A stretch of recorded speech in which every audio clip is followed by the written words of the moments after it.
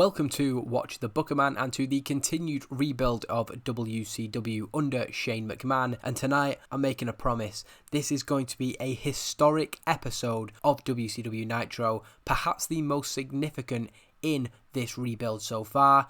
And it's not because it's going to be the show that gets us kicked off the air. In fact, I have a main event that I'm going to say will be, might be, hopefully can be our best match so far. I think it's going to be a great show.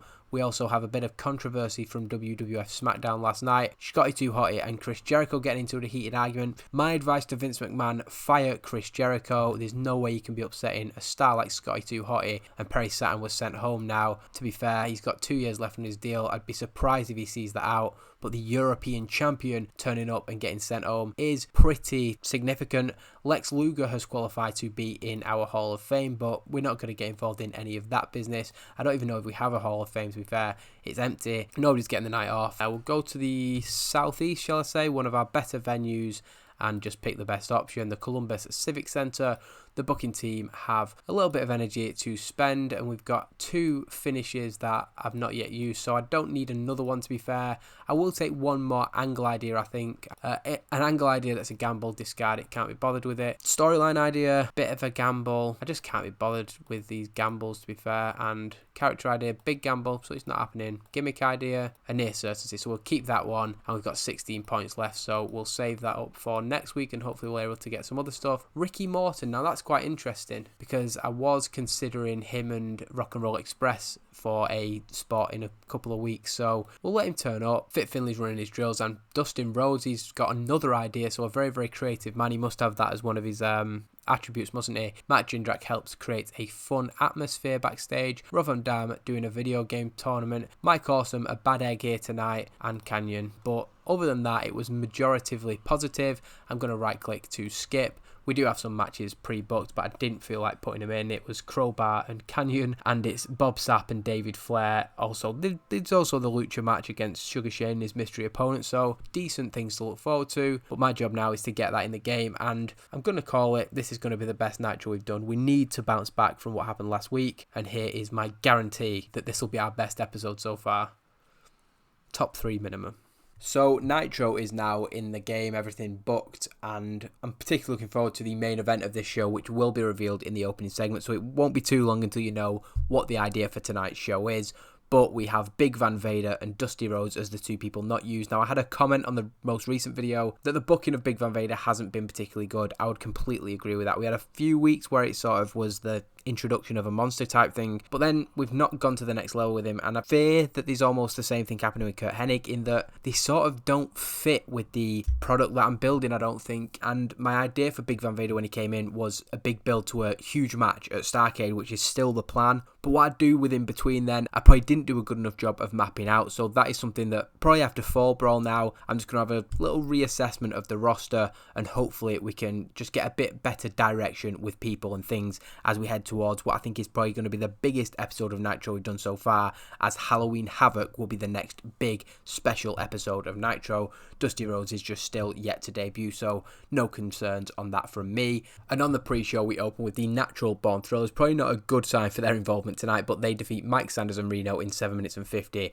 Sean O'Hare with the Sean Torn Bomb. Decent performances from the World Tag Team Champions there, while Reno and Sanders basically give us what we expect from them. We then get another sort of cruiserweight-ish match, but it's just throwing out people who aren't being used, and Vito pins Kiwi with a double underhook DDT there. The Young Dragon super crazy into Tajiri, 3 count, Pete Gas. Anyway, 10 people on screen there who are involved in the match, and then Chavo sustains an injury against Lash LaRue here. I'm hoping that's not too bad. It's only a strain, so I don't even think it'll keep him out of action, but it's another disastrous match involving Chavo Guerrero. He picks up the win nonetheless. We'll see how bad that is at the end of the show. Billy Kidman then defeats Jamie Noble with a shooting star press, and that is the end of the pre-show. Before we begin with Shane McMahon, he is in the ring and reinforces the values of the United States of America and of WCW. A crowd-pleasing rallying promo from him. He announces that Fall Brawl will be delayed for 1 week until the 26th of September, but he still wants to give everybody watching a night to remember tonight. Therefore, the United States Championship match will still go ahead in our main event, and Shane McMahon reminds viewers that he will serve as the special guest referee for that match, and this is just giving Shane an address of the audience. A very, very disappointing opening to the show, I have to say. Even just Shane McMahon's promo getting a 63. Our angles aren't really hitting where they should be, it has to be said. Out from the back, Diamond Dallas Page and Dustin Rhodes come down to the ring, DDP cutting a proud and patriotic promo, saying that he cannot wait to see the smug look wiped off Lance Storm's face once and for all tonight. When the United States Championship comes back to somebody who loves this country, he endorses Rob Van Dam as the man to do just that.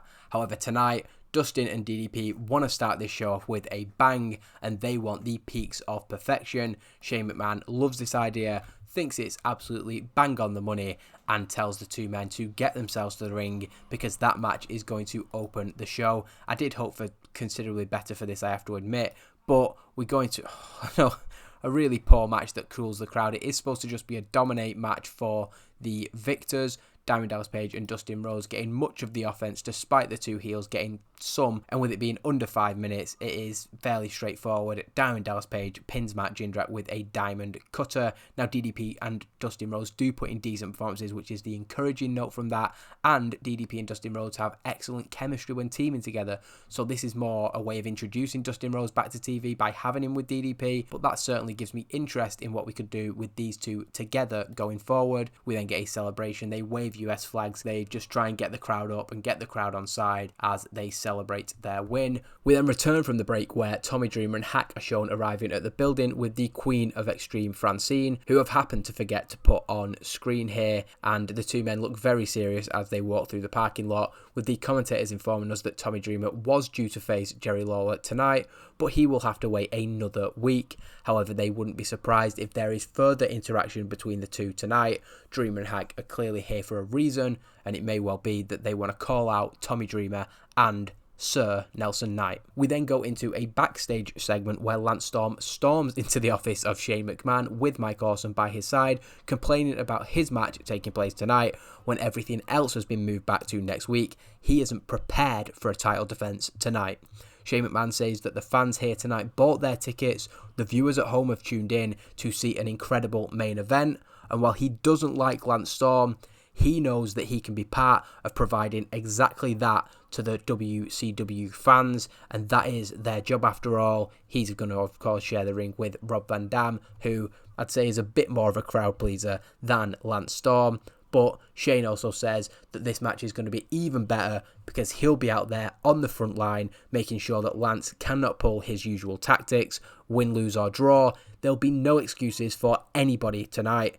Lance Storm isn't happy, but realises there is nothing he can do. Shane's quite sensibly making the point that Lance has been complaining about all of RVD's excuses in recent weeks, so he should be happy that we're going to get a clean finish tonight. As the men leave, Shane McMahon advises that they watch their backs. From speaking to the World Heavyweight Champion, he knows that Booker T is looking for them, and whether it's in the back or in the ring, he wants to go face to face with those guys. So just teasing from what happened previously where Mike Awesome pinned Booker T, and he's not just going to leave that lying down after the controversial way that that match ended. We then go into the second match of the night, Kanyon defeating Crowbar in 5 minutes and 51 with a flatliner, and the idea here is that he's sort of taking liberties on Crowbar to send a message, particularly to Jet at ringside, sort of taking advantage of his position of power over these two guys. It does advance the storyline with a decent segment, which is followed up afterwards when Kanyon turns his attention to Jet on the outside. I've just spotted another really poor segment here.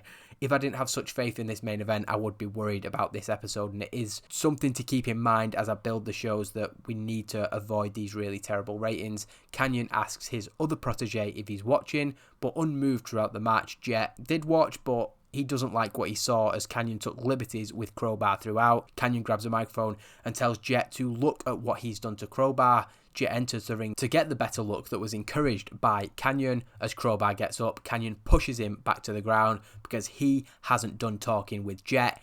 He asks him if he has learned his lesson. Jet says he's learned something alright, but he wants a private lesson of his own, so he challenges Kanyon to face him next week. Kanyon is shocked. You are challenging me. Who does Jet think he is to call out Kanyon for a match? And given the public nature of this challenge, Kanyon is sort of backed into a corner and accepts it'll be Kanyon versus Jet at Fall Brawl. Scott Hudson then interviews Sugar Shane about his match with Lucha Real tonight, Juventud Guerrera and Psicosis. He will face them with a mystery partner, and he says that Juventud and Psicosis have spoke about nothing apart from what they've done in the past since they came back to WCW, but that's not something Sugar Shane is interested in. He is interested in the now of the Cruiserweight division, and the last time he checked, that now is him with the Cruiserweight Championship over his shoulder. He also wants to look to the future. This isn't about resting on your laurels. This is about looking forward, and he didn't have to look far down the road to find his partner for tonight. He's someone who's from not too far away from where Sugar Shane lives, and he cannot wait for the world to be introduced to AJ Styles. AJ Styles walks into the shot, doesn't say much, but just shows that he is ready for his debut in WCW tonight, and what a match it's going to be between these four men later tonight. It'd be cool to see Sugar Shane and AJ Styles having a little bit of chemistry, but maybe that's asking just a little bit too much. We then go to the back where DDP and Dustin Rhodes have found a worse for wear Johnny the Bull, who has been attacked and tied up. This obviously happening during Dustin Rhodes and DDP's match in the opener. Dustin Rhodes works to get Johnny the Bull untied, while DDP curses the names of the people who he knows to have been behind this, Mike Sanders and Reno. We are informed when we go back to the commentators that Johnny the Bull was due to face Kurt Hennig later in tonight's show, but that match might be under question after what's just happened to him. We do gain heat to the storyline though. It's quite rare that I'm gaining heat to storylines at the minute, so I will point that out when it does happen. We then advance another storyline with a really good segment, but apparently not gaining heat to it. I'd be surprised, especially with that 90 rated part 2. I can't remember what happened in there. I think that might just be the Booker T and Mike Awesome face to face, so that gives me hope also for next week's main event. But Booker T comes down to the ring and cuts a rallying babyface promo, talking about on the last show he was pinned by Mike Awesome, but being World Heavyweight Champion isn't about how often you get put down, it's about getting back up. That's why he is a four-time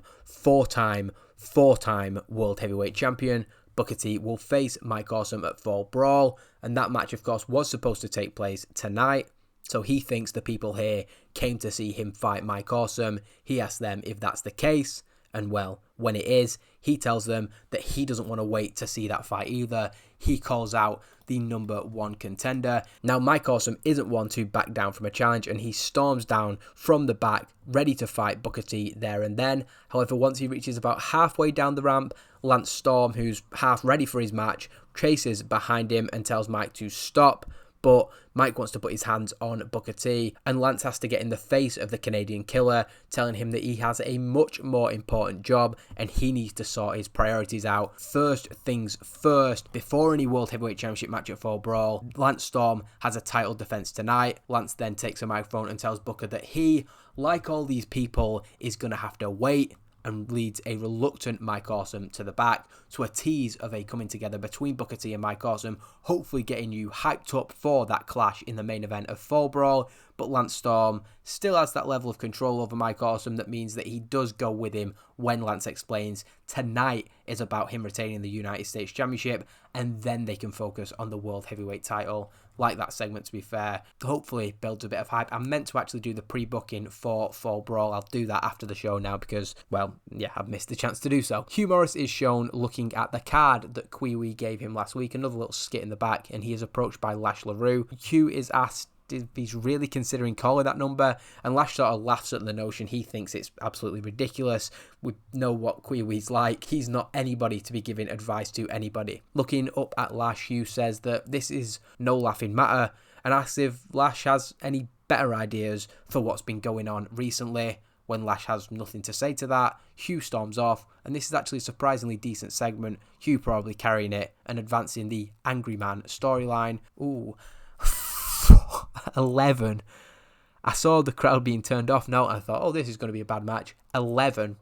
Now, it's Bob Sapp and David Flair, so that is probably a fair result. When I booked this, I had in my mind that David Flair was unrecognisable. He'd definitely moved up from unimportant in recent weeks. I could go back and check the videos, to be fair, because I definitely saw that. But the idea is that Bob Sapp squashes him in under 3 minutes, 2.5 minutes, absolutely beating the crap out of him, and then locks in a bear hug that David Flair just can't get out of. But when the bell is rung and the referee is basically begging Steve Corino to get Bob Sapp off him. I explained this in the post-match segment, so as far as we're concerned here, Bob Sapp has just defeated David Flair with a bear hug that he then refuses to release, and as you can see there, the referee reverses the decision, but that's explained. Now, with David Flair completely out from the bear hug of Bob Sapp, Steve Corino enters the ring and begins mocking the second generation competitor. He laughs at the idea that David Flair would ever have been able to defeat Bob Sapp, let alone do so and earn a World Heavyweight Championship shot at the NWA World title, that is, in the process. While this is ongoing, the referee is pleading with Bob Sapp to release the hold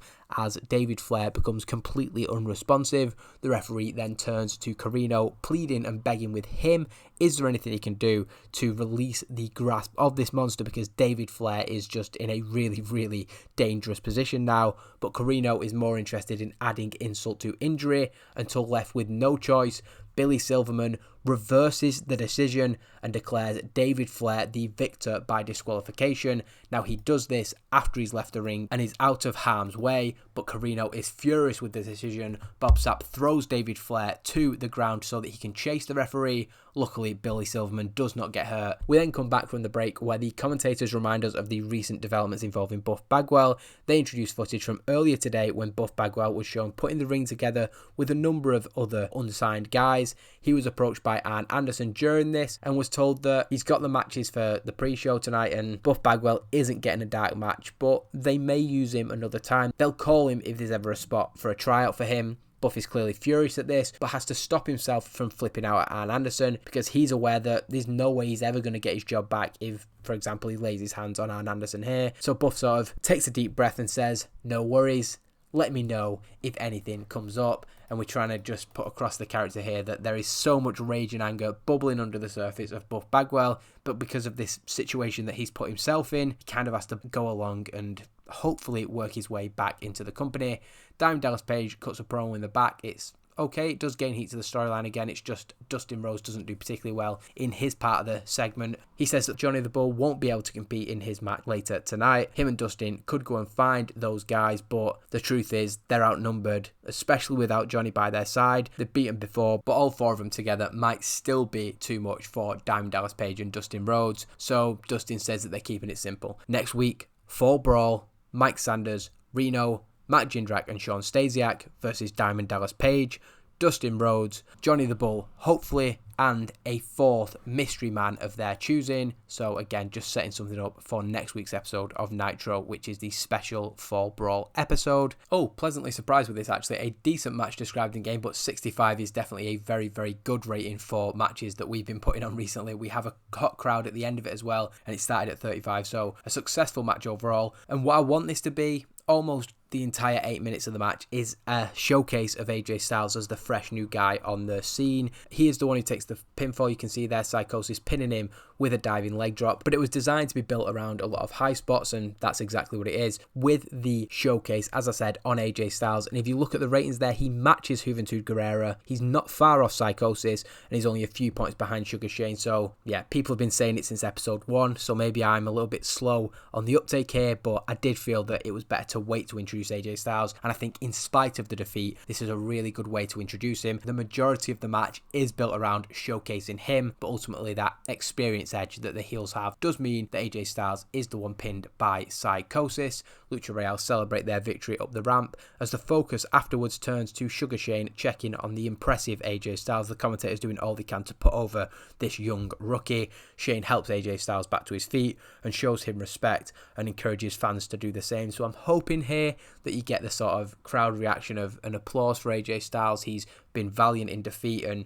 given how young he is, etc., we see a big future in him. The commentators do put over that he may well have been the star of that previous match, despite the fact that he was the one who took the fall. And while it loses heat to the storyline after the successful previous match, I do think we are starting to get somewhere with the Cruiserweight division. In Shane McMahon's office, the WCW owner is shown putting on his referee shirt, with just further hyping the main event. He's ready for his role tonight as the special guest referee.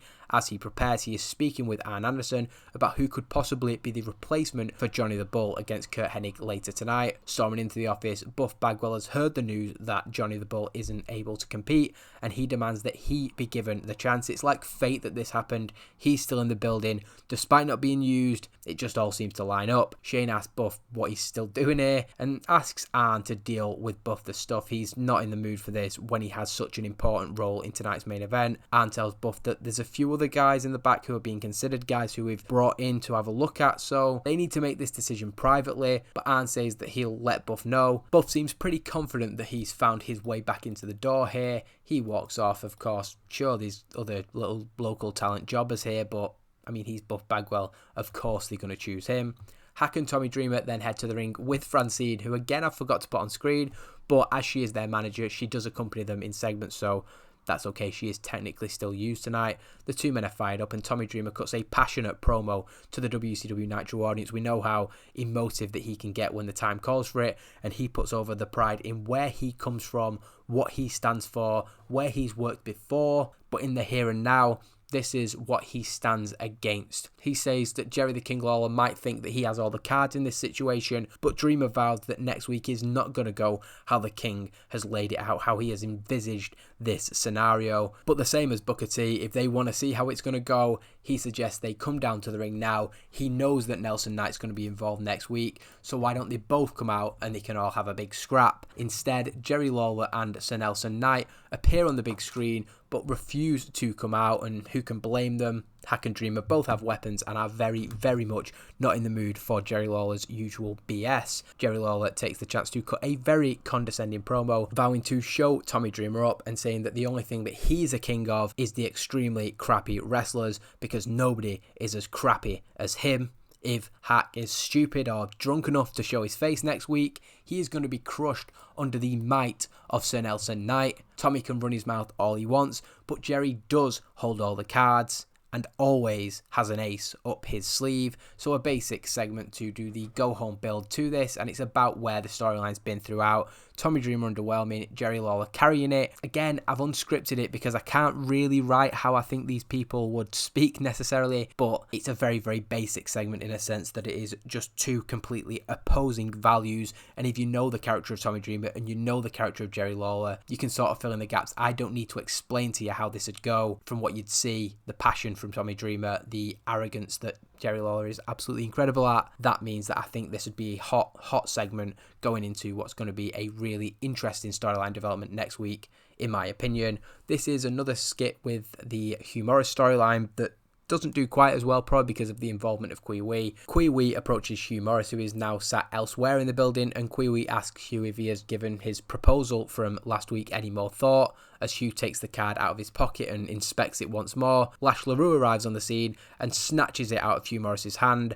Lash tells Kui Wee that Hugh doesn't need his card and Kui Wee needs to mind his own business. The two men then bicker, snatching the card back and forth between them. A little bit of a silly segment before Hugh gets up, towers over both of them and grabs it back. He says that he needs time to think, but Hugh wants to see both of them next week. He'll make his decision in 7 nights' time, and he's not going to let Kui Wee or Lash LaRue influence that. Cutting a promo in the ring before Curt Hennig's match, Jimmy Hart puts over that basically Curt is not happy with the last minute change, but they do understand that it may have been unavoidable. Hennig is confident whoever his opponent is that he's going to win, and Jimmy Hart wants them to send out the next sacrificial lamb, Bagwell or somebody else. They do not care who it is. Cutting to the back, we see Buff Bagwell ready to head through the curtain. He's got himself into his gear now, but he's stopped in his tracks by Arn Anderson. Arn says that it was a tough decision, but Shane's gone with somebody else. It's not going to be Buff's night tonight.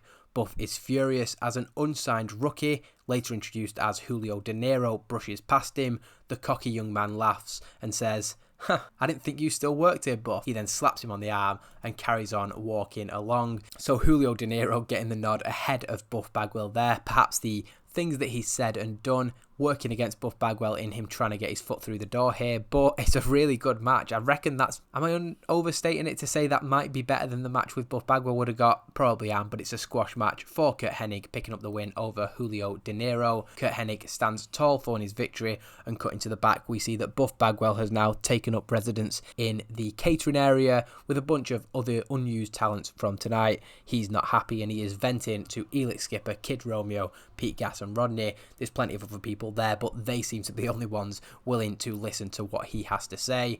we are then shown the preparation for the main event, and I'm really happy that this final segment gains heat to our main event. That's how it should be. A lot of the time I book things that lose heat to the storylines just before the matches, so we've done the right thing here tonight. Lance Storm and Rob Van Dam both shown preparing as the commentators run down the card for next week's Fall Brawl, and I will actually book this in game now while I've got it there so I don't forget, and I think that's going to be a really solid card. Now, if you'd imagined Rob Van Dam and Lance Storm in this card as well, you're looking at a really strong card, but one that almost has too much on it for a TV show where we're only allowed around 50 minutes of wrestling. So I felt like it was the right call to give this match its own spotlight and its own main event, if for nothing else but the in-game ratings. But yeah, gaining heat to it with a really good segment. As the commentators speak, we see Shane McMahon enter the locker room of Rob Van Dam and speaks quite cordially with him, but he's just explaining the situation for tonight. He's the special referee. He's going to call it down the middle. At the same time this is happening, security enters the locker room of Lance Storm. We've got this on a split screen, and we see that Mike Awesome is escorted from the building, and as Lance is arguing with the security now in the corridor between the locker rooms,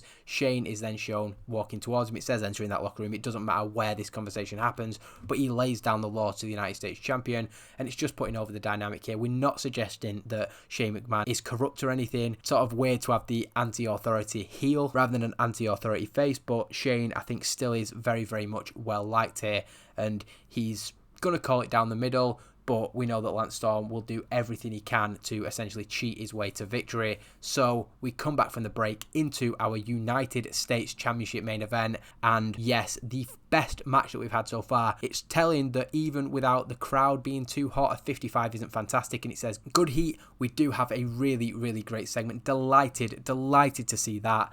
And the booking of the main event is as follows. Lance Storm's cheating basically throughout the match as he can, and every time Shane tries to stop him, Lance is just getting in his face and is just giving it back to him.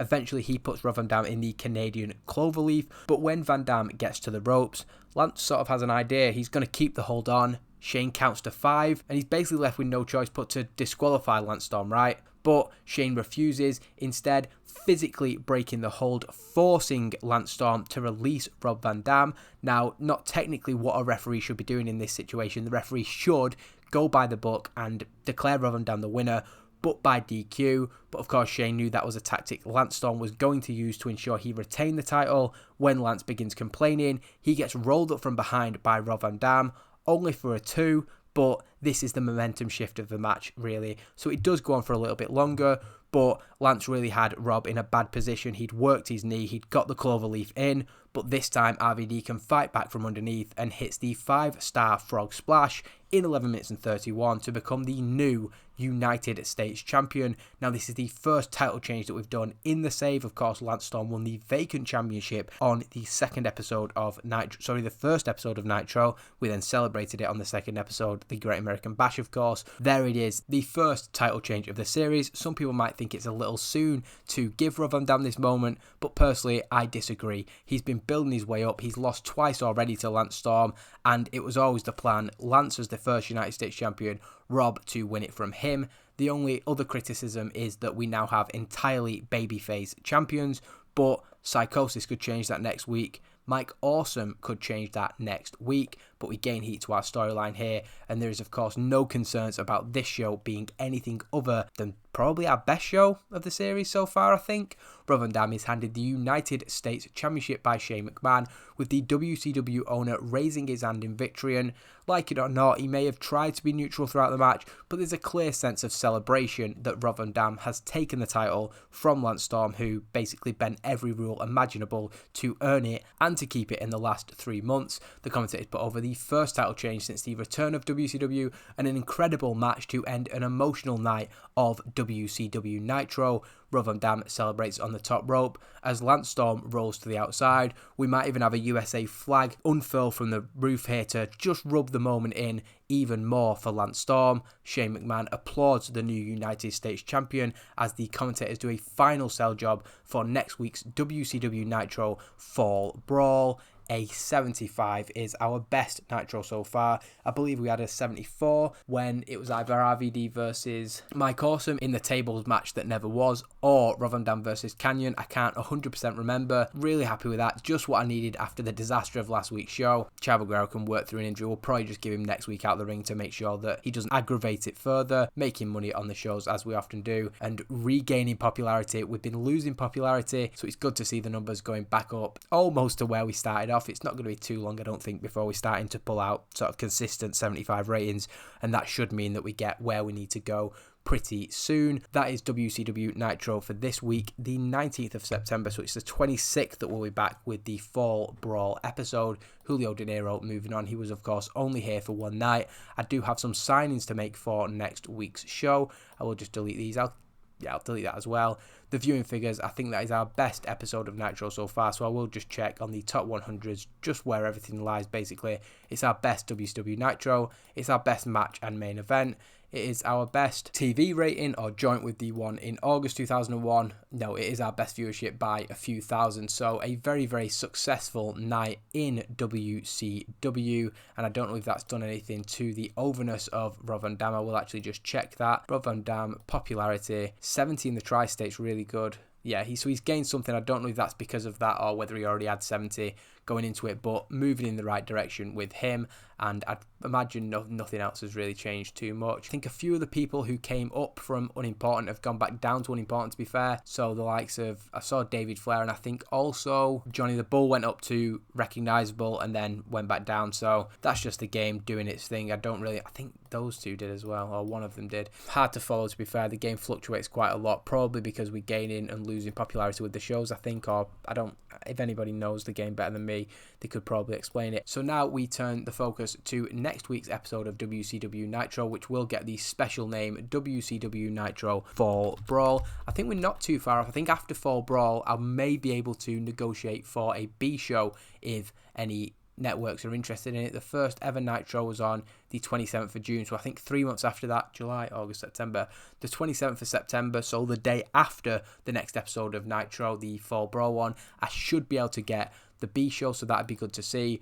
But with Fall Brawl in mind, I am going to go for the Rock and Roll Express on the one night deal to come in. Ricky Morton to come in and do the, well, I was going to say the job to the Natural Born Thrillers, but they will be the next team to face them. We're getting close to the end game of this storyline. We'll then go to Robert Gibson and offer him the exact same contract ongoing, but only for one appearance. Travel will not be covered, and hopefully he will be happy with that. So that is them coming in, and then there is one other signing that I will be making, and I think a couple of people have called this in the comments, to be fair to them. I don't know what he's called in this game. There he is. Brian Christopher will be coming in. We'll pay him on a per month deal, but I'm going to only give him 3 months. I think that's fair. We don't want to cover his travel. No, I'm going to do a per show agreement for him. We'll start him off with a 3-month contract. This is essentially trying him out, seeing what kind of state that he's in. He's got a wild personality, and I do believe he's got, some issues there. Golden mane, fair enough. It is pretty cool hair, those frosted tips.